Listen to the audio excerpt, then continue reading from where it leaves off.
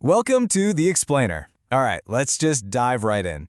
Have you ever really stopped and thought about who's pulling the strings on your daily choices? You know, what you buy, what you watch, maybe even who you vote for?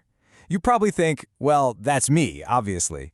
But the truth is, a lot of our decisions aren't entirely our own. So who decided that you'd grab that specific coffee this morning? Or which show you're going to binge watch tonight? Or, and just bear with me here for a second, who decides whether you hit the target in the men's restroom? It might seem like it's all you, but you'd be really surprised. The answer, in one pretty famous case, was a fly. Seriously, at Amsterdam Schiphol Airport, they had a bit of a spillage problem in the men's urinals. They tried putting up signs, but that didn't work. So then they tried something kind of brilliant. They just stuck a tiny little sticker of a fly inside each urinal. And without a single word, men just started unconsciously aiming for it. And the impact? It was staggering. Spillage went down by 80%, and cleaning costs dropped by 15%.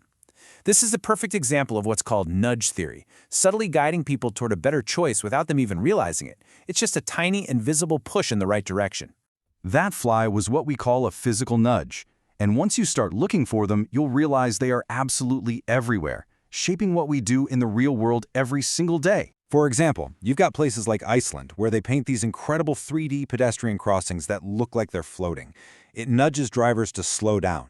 Or in a Stockholm subway, they turned a staircase into a giant piano, and suddenly, way more people chose the stairs over the escalator. There are even roads in Japan that play a little melody from a Studio Ghibli movie, but only if you're driving at the perfect speed limit. But you know, the most powerful nudges are often the ones you can't see at all. When Austria was facing a shortage of organ donors, they didn't run a huge ad campaign. Nope, they just made every single adult a donor by default. You could opt out, sure, but that takes effort. And most people just don't bother. The donor list grew massively. Okay, so here's the crucial point. If a simple sticker or a default setting can have that much of an impact in the real world, what happens when we move online? What can a system do when it doesn't just nudge you once, but it learns from every single click, every like, and every share you've ever made? And this brings us right to the heart of our explainer today. We're going to break down exactly how these digital systems, these algorithms, went from being simple rule followers to becoming these powerful predictors that seem to know what you want even before you do. We'll look at it in three key stages. First up, the simple if-then robots. Then, the matchmakers that find your digital twin. And finally, the modern-day predictors that work almost like a crystal ball, guessing your every next move. Let's start at the beginning with if-then algorithms. These run on really simple, pre-programmed rules. There's a famous story about the store Target, back in 2002, figuring out a teenage girl was pregnant before her own father did. The rule was basic. If a customer buys things like unscented lotion and magnesium supplements, then the system automatically sends them coupons for diapers. These if-then systems are what we call knowledge-based.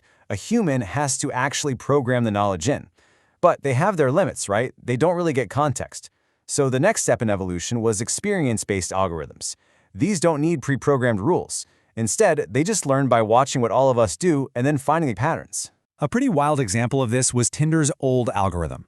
For years, it secretly gave every single user an attractiveness score based on who swiped right on them.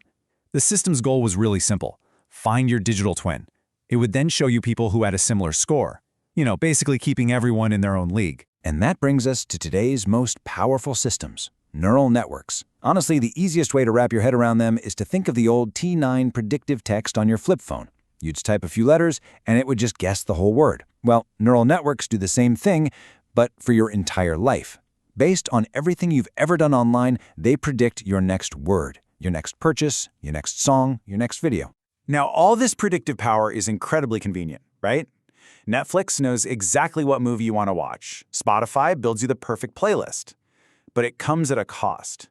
These same powerful tools are creating these little personalized worlds for each of us, and that has some pretty serious consequences for society.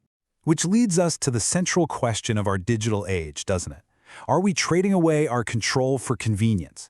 Is having our desires perfectly predicted for us worth the price of giving up some of our independent choice? This is what leads to the info bubble, or what some people call an echo chamber. The algorithm sees you watch a few clips from action movies, so it feeds you more. It sees you like a few posts from one political viewpoint, so it shows you more. Before you know it, your entire feed becomes this comfortable, personalized reality, where everything you already believe is constantly reinforced, and any opposing views just sort of fade away. And this can be weaponized. The most infamous case is Cambridge Analytica. They made a simple little personality test app on Facebook. But what was happening behind the scenes was that it was harvesting data not just from you, but from all of your friends too. They used this data to build these incredibly detailed psychological profiles and then target people with political ads designed to manipulate their behavior, influencing elections in countries like Trinidad and Tobago and famously the 2016 US election.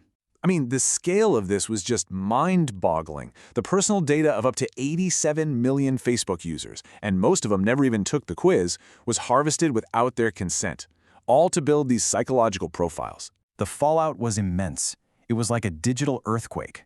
Facebook was eventually hit with a record-breaking $5 billion fine from the Federal Trade Commission for its role in the whole mess, and Cambridge Analytica itself was forced to declare bankruptcy. Now, it is really easy to hear all of this and feel kind of powerless, like we're all just puppets in this big algorithmic world. But we're not. The story doesn't have to end with us being controlled. It can end with us taking control back. So, what can you actually do? It all starts with just being aware. Understanding that your feeds are being curated for you, not just by you. You can actively seek out different perspectives, follow people you disagree with, read news from a bunch of different sources. Make a conscious choice to pop your own info bubble every once in a while. And let's be super clear. Algorithms themselves aren't evil. They're an incredible tool. In an age with more information than any human could possibly process, they're like our navigators. It's just, their only goal is to keep you engaged. They aren't optimized for your happiness or your well-being or for a healthy democracy. That part, that's up to us. They can suggest the path, they can nudge you in a certain direction, but they can't force you to walk it. They might know what you've liked in the past, but they don't have to decide what you're gonna do in the future. Because in the end, the choice is and always will be yours.